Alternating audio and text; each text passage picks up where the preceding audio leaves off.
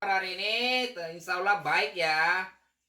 Kalian ini termasuk tipe orang yang mana nih? Apa tipe orang yang kepo, yang biasanya pengen tahu banget tentang suatu kejadian secara detail?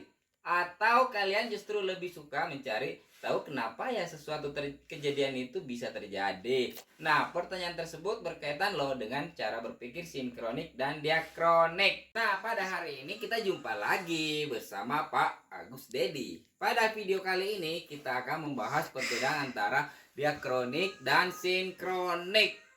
Cara berpikir tersebut adalah cara berpikir sinkronik dan diakronik. Tapi sebenarnya apa bedanya antara diakronik dan sinkronik?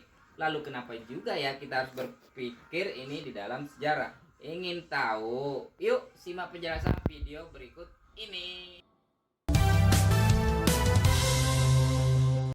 Perbedaan antara diakronik dan sinkronik bisa dilihat dari sifatnya yang berbeda. Nah, sejarah dapat dipastikan bersifat diakronik, artinya pembahasannya memanjang dalam waktu.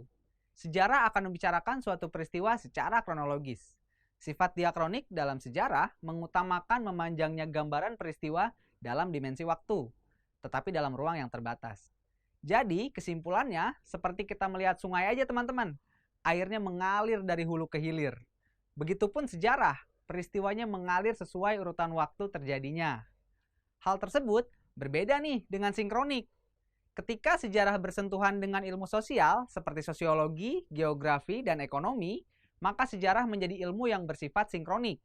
Nah, cara sinkronik ini akan memberikan gambaran tentang peristiwa sejarah secara luas. Kita dapat menggali informasi sebanyak-banyaknya dalam satu peristiwa tersebut. Dengan demikian, peristiwa tersebut bisa kita jelaskan secara lengkap ya teman-teman.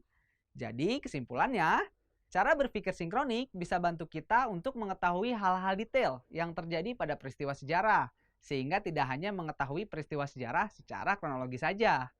Nah, sekarang sudah diketahui ya teman-teman perbedaan dari diakronik dan sinkronik. Perbedaannya terletak pada sifat dari masing-masing cara berpikir tersebut. Diakronik mengkaji peristiwa secara kronologis, sedangkan sinkronik mengkaji peristiwa secara lengkap dan mendalam.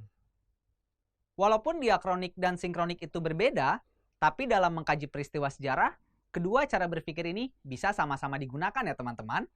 Hal ini menjadi penting, karena pada dasarnya, cara berpikir sejarah baik diakronik maupun sinkronik saling melengkapi. Pembahasan secara diakronik memberikan pemahaman yang dinamis tentang kehidupan manusia yang terus bergerak, berproses, dan bertransformasi. Sementara itu, pembahasan secara sinkronik memberikan kita pemahaman yang meluas tentang peristiwa sejarah. Penggabungan cara berpikir sinkronik dan diakronik dapat menghasilkan pemahaman bukan hanya tentang apa yang terjadi pada peristiwa sejarah, melainkan juga mengapa peristiwa sejarah itu bisa terjadi. Itulah pentingnya cara berpikir diakronik dan sinkronik dalam pembelajaran sejarah, membuat kita bisa memahami apa yang terjadi dan mengapa peristiwa tersebut bisa terjadi. Oke teman-teman, jadi seperti itulah perbedaan diakronik dan sinkronik dalam pembelajaran sejarah.